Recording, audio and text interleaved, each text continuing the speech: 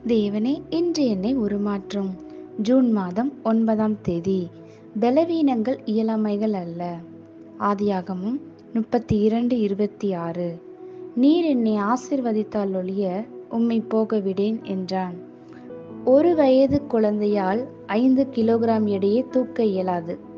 அந்த குழந்தையின் வரையறை அவ்வளவே.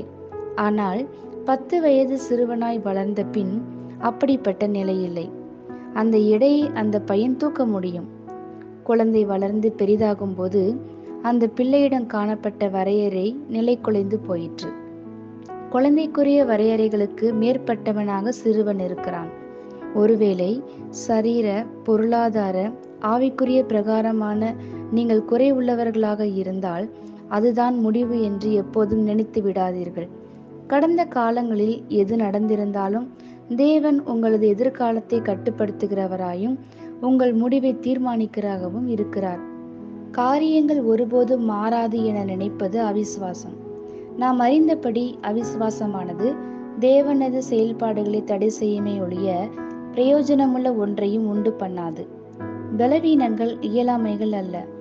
தேவனை விசுவாசத்தோடு நோக்கி பார்க்கும்போது உங்களை விருத்தியடைய செய்ய அவரால் கூடும்.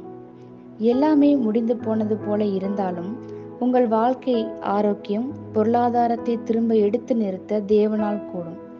ஏனென்றால் அவர் சீர்படுத்துதலின், புதுப்பித்தலின் தேவனாக இருக்கிறார்.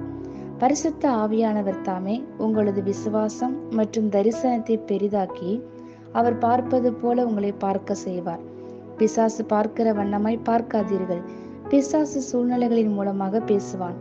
ஆனால் தேவனோ தம் வார்த்தையின் மூலமாகவே பேசுவார். அவருடைய வார்த்தை உறுதிப்படுத்தப்பட்ட சத்தியம். அதிலே வாதிடவோ விவாதிக்கவோ சந்தேகப்படவோ ஒன்றுமில்லை.